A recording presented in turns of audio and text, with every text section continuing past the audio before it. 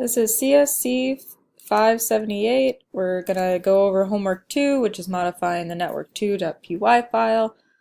First, we added in the cost functions. Quadratic cost was already here, but we edited cross entropy cost.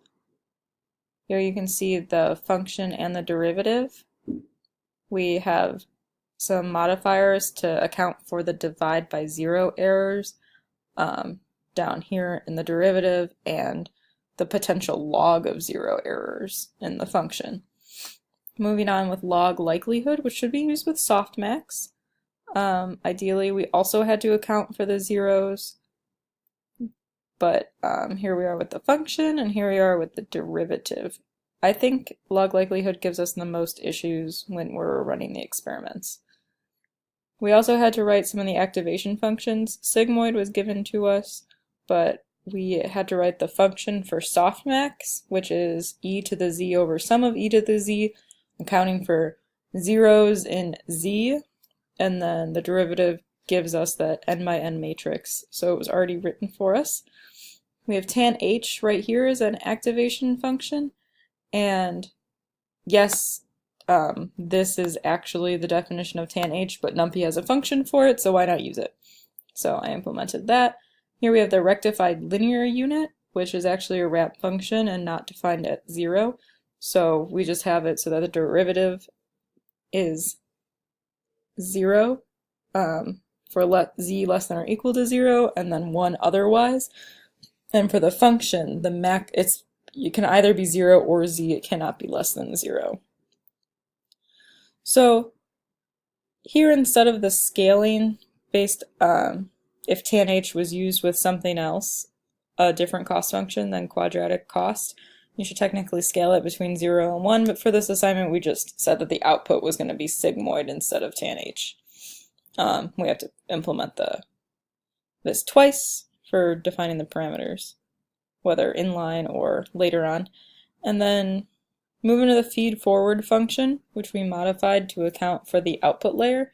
We want to have activations functions for the hidden layer and for the output layer, so the for loop is just going to 1 minus the end of the loop, and here we're just accounting for the biases and the weights just for output specifically. Scrolling on in mini batch, where we account for regularization and the lambda parameter.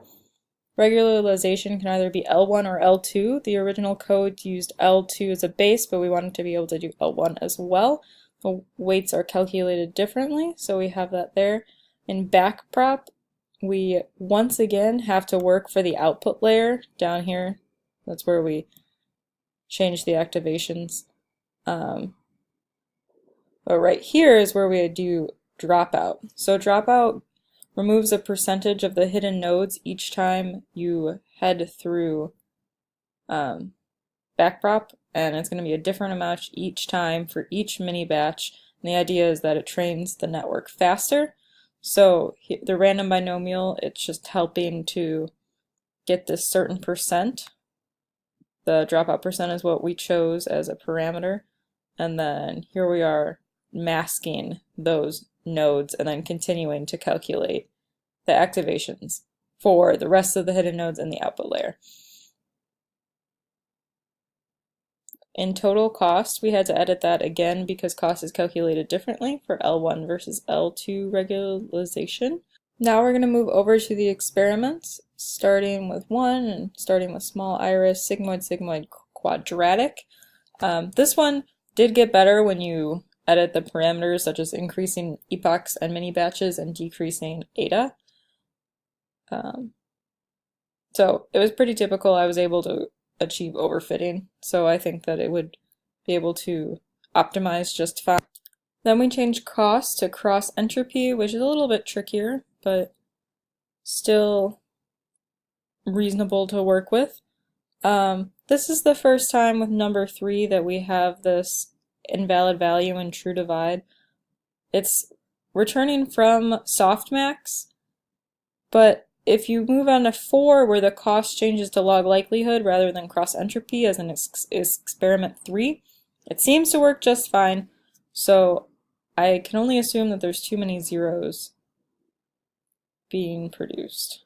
For number 5, the output says that it's tan H, but actually because the cost is cross entropy, it's going to be overwritten, and sigmoid is going to actually be the output. So that's a little interesting.